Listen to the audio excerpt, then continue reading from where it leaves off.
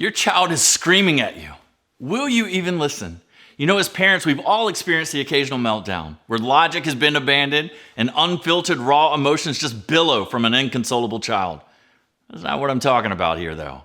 I'm talking about the screams that far too often go unnoticed, and even worse, ignored. Your child is screaming at you. Their physiology, their bodies are screaming at you. And we as parents have to do a better job. You know what? Scratch that. It's not our job. It's one of the highest callings and responsibilities to be better listeners. Not only have we become so blissfully detached from what any mirror is screaming at us, we've detached ourselves from the solution. You know, our ignorance, it doesn't give our children immunity. It's quite the opposite, actually. It leaves them exposed. It leaves them vulnerable.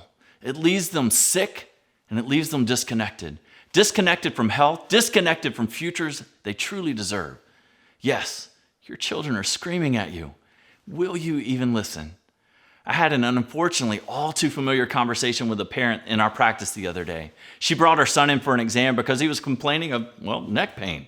Now don't get me wrong, I care about neck pain. It certainly can be an inconvenience. But I'm looking at this kid while his mom's chatting and I'm like, my God, this child is sick. And I'm not being judgmental here. I'm simply obsessed with physiology and getting to the root cause of these things. This child was sick. He had obnoxiously dark, large circles under his eyes. His eyes were sunken and his pupils were dilated in a well-lit room.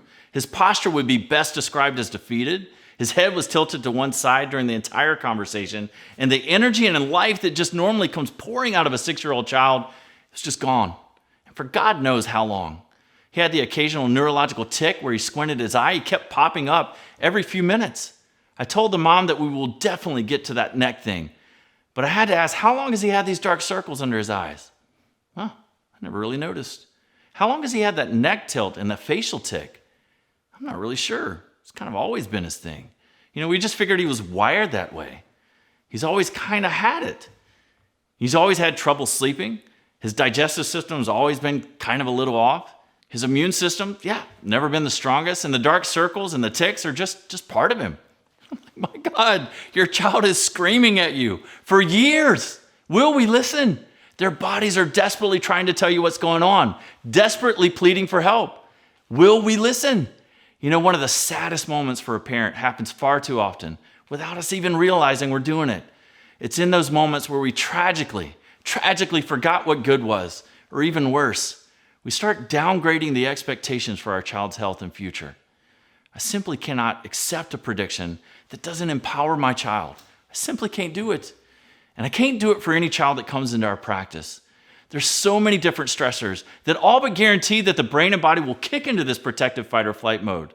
Stressors like in utero constraint, birth interventions and birth trauma, countless environmental toxins, overutilization of antibiotics, poor diets, emotional stressors galore. And any one of those can overwhelm that system. And when the brain and body kicks into that fight or flight, certain things happen. Think about what fight or flight is designed for. If you're running from a bear, my hormones and adrenals are going to go into this overdrive to pump them through my body. But at some point, that leads to adrenal fatigue and the dark circles under the eyes. How important is it to digest breakfast if I'm about to be breakfast for a bear? The digestive system tanks, colic, constipation, reflux, and more. How important is it to fight a cold if you're about to fight a bear? Constantly sick, runny nose, allergies, croup, asthma. When you're running from a bear, the senses heighten exponentially. Sensory processing challenges, anxiety, the tics, the ADHD.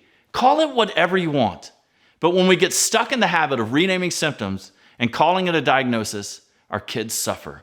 Until we get to the root causes of these challenges, our kids suffer. When we ignore physiology that is screaming at us, our kids suffer. When we start to downgrade the expectations for our child's health, they suffer.